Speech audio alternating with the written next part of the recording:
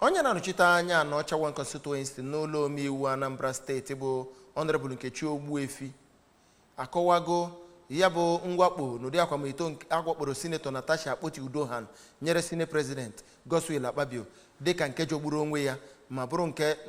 nke na-adọrọdụ mma ncha n'ihe gbasatara ọchịchị. N'okwu ọ gwara kwe na n'igbe ọgụ na ajụjụ ọ na-agbara Honorable Ogbuefi mere ka amata na Senator Natasha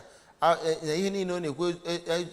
agaghị emegide Umunwanyi isonyesi ike n'ihe gbasara okwe ndọrọndọrọ ma mee ka amata na ihe ha bụ ihe a na-ahụkarị ugbu ọbụla nke na ebe o si aka njọ bụ ọbụna nwere ihe mere wee jikọta ya bụ ihe dịka ezigbote onye ndu.